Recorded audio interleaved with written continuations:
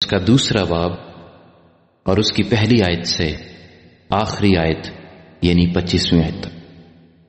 سو آسمان اور زمین اور ان کے کل لشکر کا بنانا ختم ہوا، اور خدا نے اپنے کام کو جسے وہ کرتا تھا 7ویں دن ختم کیا، اور اپنے سارے کام سے جسے وہ کر رہا تھا 7ویں دن فارغ ہوا۔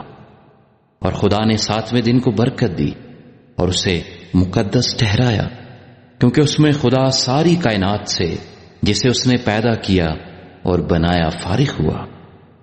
یہ ہے آسمان اور زمین کی پیدائش جب وہ خلق ہوئے، جس دن خدا نے زمین اور آسمان کو بنایا۔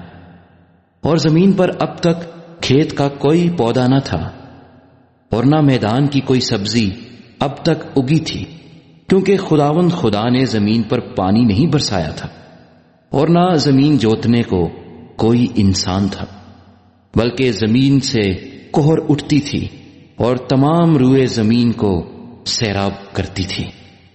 اور خدا نے زمین کی مٹی سے انسان کو بنایا اور اس کے نتنوں میں زندگی کا دم پھونکا تو انسان جیتی جان ہوا۔ اور خدا نے مشرق کی طرف عدن میں ایک باغ لگایا، اور انسان کو جسے اس نے بنایا تھا وہاں رکھا۔ اور خدا نے ہر درخت کو جو دیکھنے میں خوش نما اور کھانے کے لیے اچھا تھا زمین سے اگایا، اور باغ کے بیچ میں حیات کا درخت اور نیک و بد کی پہچان کا درخت بھی لگایا۔ اور عدن سے ایک دریا باغ کے سیراب کرنے کو نکلا، اور وہاں سے 4 ندیوں میں تقسیم ہوا۔ پہلی کا نام فیسون ہے، جو ہیویلا کی ساری زمین کو جہاں سونا ہوتا ہے گھیرے ہوئے ہے، اور اس زمین کا سونا چوکھا ہے، اور وہاں موتی اور سنگے سلیمانی بھی ہیں۔ اور دوسری ندی کا نام جیہون ہے، جو کوش کی ساری زمین کو گھیرے ہوئے ہے، اور تیسری ندی کا نام دجلہ ہے، جو اسور کے مشرق کو جاتی ہے، اور چوتھی ندی کا نام فرات ہے۔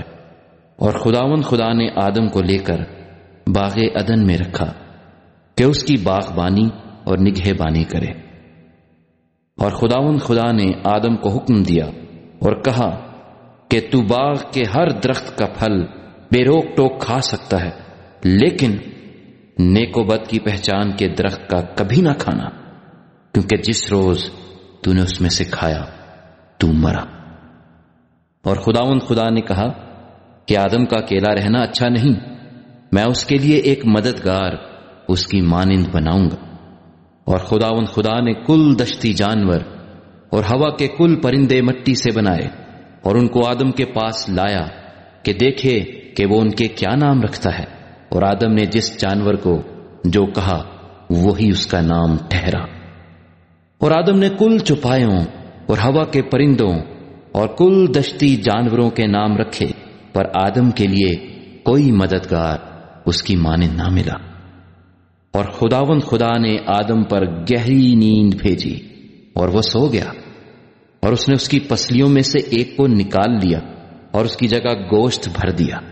اور خدا اس پسلی سے جو اس نے آدم میں سے نکالی تھی ایک عورت بنا کر اسے آدم کے پاس لایا۔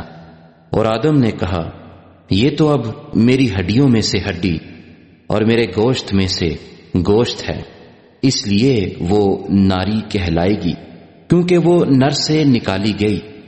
اس واسطے مرد اپنے ماں باپ کو چھوڑے گا اور اپنی بیوی سے ملا رہے گا، اور وہ ایک تن ہوں گے۔ اور آدم اور اس کی بیوی دونوں ننگے تھے اور شرماتے نہ تھے۔